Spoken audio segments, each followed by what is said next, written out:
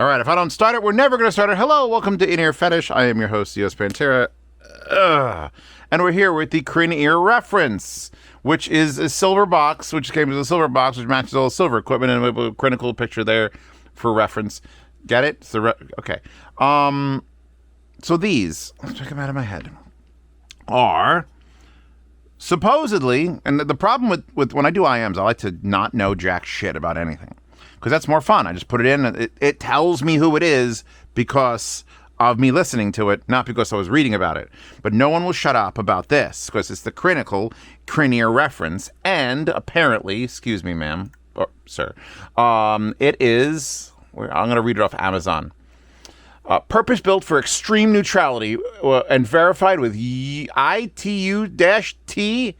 Type 4.3 equipment to reference the tune to -1 degree decibel octave diffuse field to simulate accurate speakers in a well-treated room.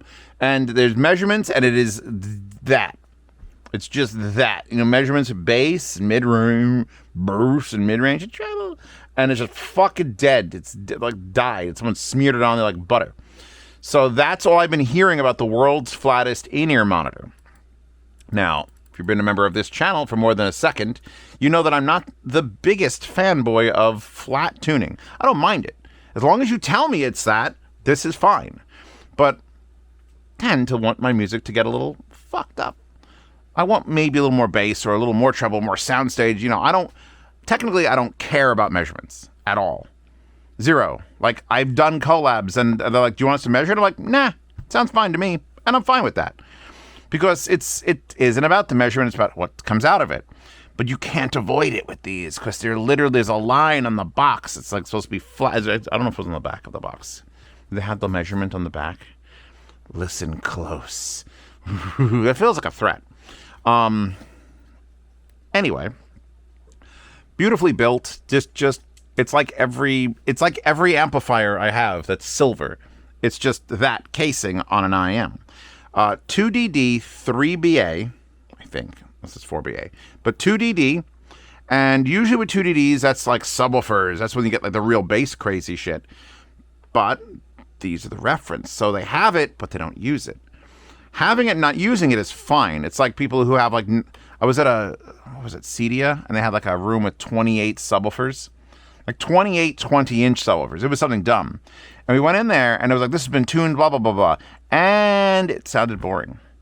Could you imagine being in a room with that many subwoofers? And it was like, no, but we don't have to push them very hard. And I was worried that I was going to be bored to tears in these, because I have had IEMs that are just snore fests. And these are not that. They do have some things I like and some things I don't like. The things I do like is that I can enjoy them. And because they're flat as fuck, we get to be audiophiles and plug into things that are not flat as fuck and experience that thing. I think less important is how these sound or how these measure, and more important is, what are you going to plug them into? Because when you got a bassy set of IEMs, if you plug it into like a warm tube or an IFI with a bass boost, you are just doubling down.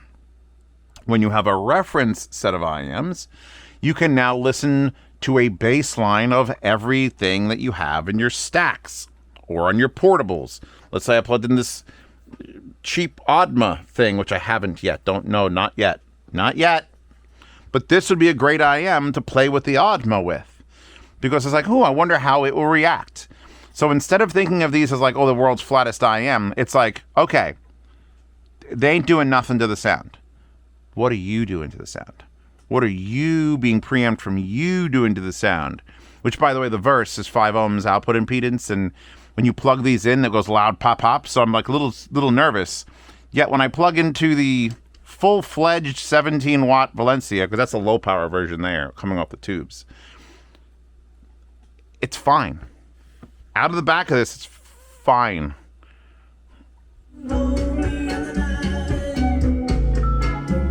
That, by the way, is from the Dexter OST. I don't know the actual artist, but it's Suavecito. Obviously, I speak perfect Spanish. One of the problems I do have with the build of this, I like the wire.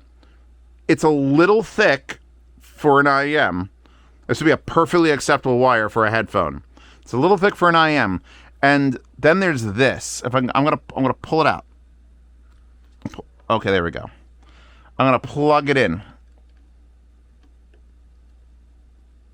There we go. Holy shit, are you tight, boy? Like, I've rearranged my desk by mistake like 4 times. And it doesn't not fit. And in isn't even the problem. Out's the problem because it's using the right angle system and it's very short. And I'm Italian and I had a sandwich 3 days ago. So if I go to take it out, I legitimately, that is no joke. I'm squeezing.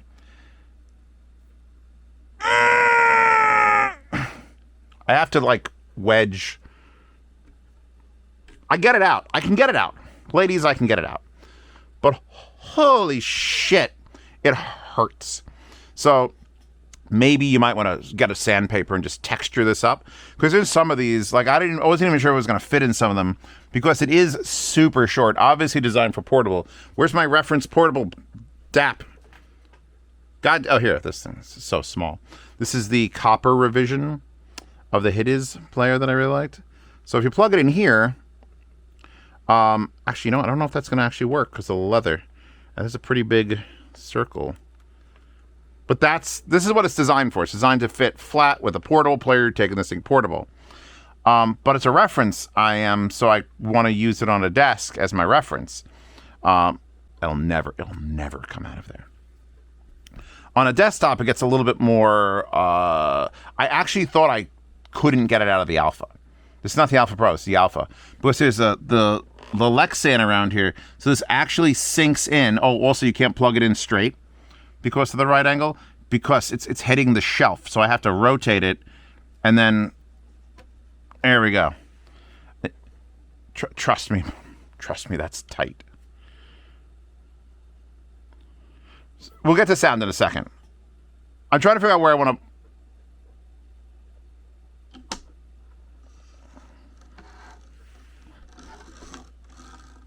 Come out! It's fine. I always harken to little stupid issues. If you've never been here before, that's an issue. And I plug a lot of shit in on this desk. That, you are evil. I think I like it most on something that's not dead flat. The Topping DX9 Discrete has a little bit of warmth to it. The Alpha, I haven't even reviewed anything else with it. This is the first thing I plugged into it. Valencia off of the Verse, I like a lot. The Verse itself, I like a lot, except that it makes weird, loud, clicky pop noises. I don't think it agrees with the impedance on this. I liked it on the Luxon. I like it on the Solaris, which is just a straight 8-watt German tube amp. But I'm preamping the low power, it's only about 3.9 watts out of that Valencia, but it eliminates any sort of weird output impedance issues you would have. So you're there. So I'm going to go into the low power Valencia being preamped by that. And it just adds, all right. If I were to make the assumption that I could tell you what this sounds like by plugging it into 17 different things, it is not a very wide sounding IEM. It's very sort of focused and close. They talk about it sounding like speakers in a room, and I don't believe that. I'm not buying the speakers in a room thing. There's very few IEMs or anything that can make speakers in a room besides speakers in a room. I've heard them. Honestly, the new OEA 2s I'm about to do on the main channel, those are doing remarkably well compared to the OEA 1s, which made me gag. These feel like if it's talking about speakers, it's talking about reference studio monitors, and they're real fucking close. Because I'm getting a lot of things are happening in my left ear, and a lot of things are happening in my right ear, and then there's things happening in front of me, but nothing is far away. Nothing is over there, over there. It's here. We are in the music. And when you listen to KRS-One, Blade,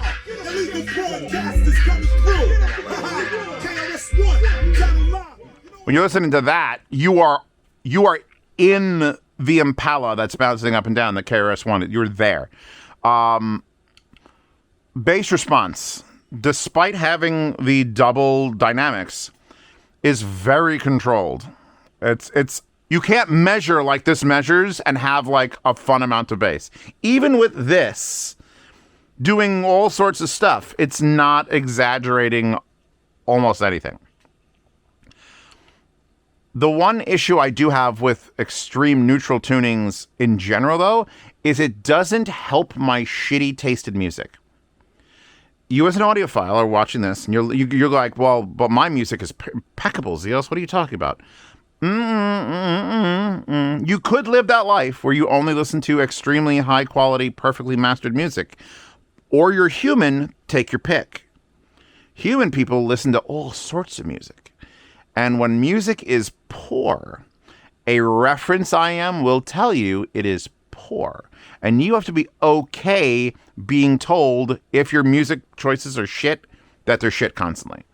Because it doesn't cover it up. There are some IEMs and some speakers, meze, old meze specifically, any other headphones. What do you like listening to? 14th century Baroque toilet flushing. Sounds fucking remarkable because it's old meze. Everything sounded remarkable. It's the TH910 versus the TH1100 Fostex.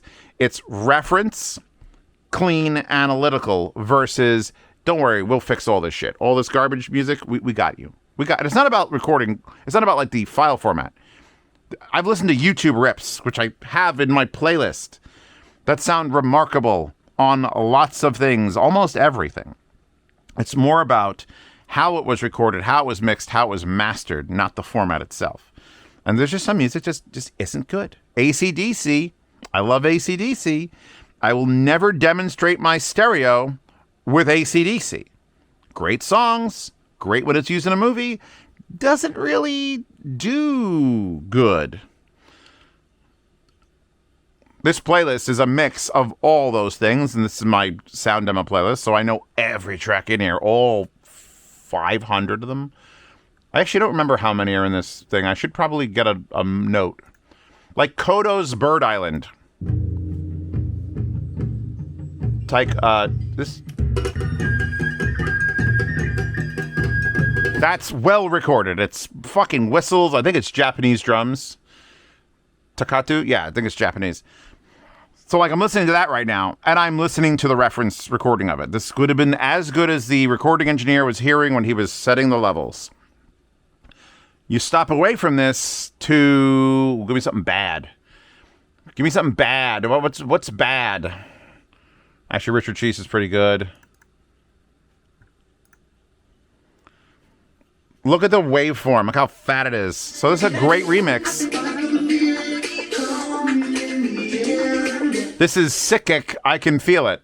Good song, well enough recorded, but I could hear that brick wall. There's no room for flex. And the bass line here is dead flat. It's just happening. It's happening. It's happening. It's the equivalent of reading about an explosion in a Harry Potter book. And like, oh, the castle exploded with such fury, blah, blah, blah, versus watching the fucking movie with 7.1 and 3 extra subwoofers. You tuned it a little bit. It's telling you what the music is. It's telling you exactly what the music is telling you. But sometimes that isn't your favorite thing. I can respect this. And actually, I only recently started using the Zagat Luna, which, without them even telling me, I was like, oh my God, I could do sound demos with this. I use it for my sound demos. That's the only other IEM that isn't marketed as reference that I will actually pull out and be like, this is reference. This is what I record. I listen to other headphones with these IEMs to tell you what those headphones sound like. This would fit in that category. This is one of those weird, like, I get it. It's $350, by the way, because you didn't know the price. Is it worth $350? I have nothing to say negative against it as far as, like, it comes with so many fucking tips. And you'll note they don't say, like, bass tip or vocal tip. They say short bore or standard bore or memory foam or short wide. That wasn't the character from Indiana Jones. It was short round. Short wide. Because these shouldn't change the sound. You can't change the sound. It is. It is the reference. You don't change the reference. By the way, my CrinEar stamp is slightly... to the left and tilted. Just something I noted. I like the bag. I kind of want to become an old lady and just keep my coins, my Sacagaweas in my little coin purse, and I want to pay people 1 Sacagawea. It does come with it is interchangeable though. If you don't want to use the 4.4, this unscrews and then falls down the wire, which I can't complain about too much because that's what the flare cable does. But that comes out. This must be a proprietary system. I've never seen this one before. Maybe I have. I don't know. It's 4-pin with a little peg, so you can't plug it in wrong. I mean, technically, I could plug it in like this and still screw it in, which is wrong. I just did it wrong. So just be real fucking careful. I almost prefer, because like, you could see the divot there and you could see the peg there. Some of these are so small in these systems that you can't tell. So I would almost say get a magic marker and just put a line right there so you know to put this on facing the plug itself. Also, the 3.5, I don't think the 3.5... Do anything have a 3.5? No, nothing does. Just my Sony phone. And it doesn't actually... it doesn't actually plug in. Because there's no run-up. It's flush with the bottom. And I have this in a case. So it technically won't work on that. You would have to use a quarter-inch adapter, which I use these Juno ones, so that doesn't come with a quarter-inch adapter, but that fits beautifully. Look at that. That's a sexy beast right there. By the way, today we're drinking iced tea because no coffee and no other special drinks for a while. I just need iced tea and work. So overall, he made exactly what I think he wanted to make. He literally called it the reference. He tuned it. Whatever it took him to tune it with this particular configuration, whether this wire that is so thick, nice, but so thick, affects it. I haven't played around. Let me just see what it actually looks like. Hold on. Is it a flush? No, it's not a flush. Actually, no, it is a flush. It's barely got a thing there. So that means it's pretty universal if you wanted to swap out to a different wire. I don't know why you'd want to, other than the, picking equipment literally up with it. But yeah, I think the Lunas, the Zagat Lunas that I compared these to is $400. So this is $50 less. So could I swap them out? Probably. I feel like the Lunas, I just like the packaging more and the wire. Well, I don't even know if I'm using the stock wire on it actually, but yeah, nothing wrong with the things. You just have to know what you're getting yourself into. Because once you go reference, and by the way, I'm using Duno SS tips and none of the tips that come with it, just because I always use tips that I start at least with tips that I know and trust, and then I move to other tips I know and trust, and if none of those work to give me what I believe is happening, I will switch to stock tips. But this is one less change that I have to worry about my ear not working with it. So if you don't have a reference IEM, that's fine. If you want a reference IEM, here's one. I'm not a Squigs link kind of guy. Like I don't want to look at my speakers and headphones and IEMs. I want to hear them, and looking at them and hearing them are very different. Like it's not going to tell you with the measurement where the sound is coming from. That's something you have to just experience. Someone has to say it, or you have to listen to them yourselves and be like, wow, this sounds so huge. IQ OH5, so the biggest sound stage I've ever heard in IEM to this moment. But then like the Mega 7s are like, placement is everywhere. It's like, that stuff can't be measured. I'm sure it can in the future when we've figured out how psychoacoustics work in humans and we could make machines that could render this shit. But for now, like the actual frequency graph is only like one of like 300 different things these could do. But can't knock them for the build, the wire, the accessories, the box, except for the color. I had to put the most colorful desk mount I had. Just to sort of combat the gray and black that is my desk at the moment. I really need to pull back out the RME that I painted red. Just a splash of color. To see her glasses are red, splash of color. Links to these in the description. Links to the mouse pads on Reddit. Patreon and subscribe to support the channel. If you don't like my face and you want to tell me that, you can pay to be in the patronage chat and tell me that directly. We also get into a place to buy, sell, and trade gear for life. And thank you for Critical for sending these out. He messaged me. I was like, hey, do you have these? I'm like, no, I don't. He's like, oh, good. I'm also going to send him my IEM that's not ready yet. We're still talking with the artist because I sent an AI render of like, hey, Can you make this? And their artist must work on children's books. It's kind of hilarious. Because, like, I want an anime girl in my thing. If I can ask for an anime girl in my thing, I'm going to ask for an anime girl in my thing. And it's like, oh, she's drawn like Rumpelstiltskin sort of stuff. It's adorable. So he'll get a set of those. Yeah, we're good. I'm done. You're done. We're done. Thank you. Good night.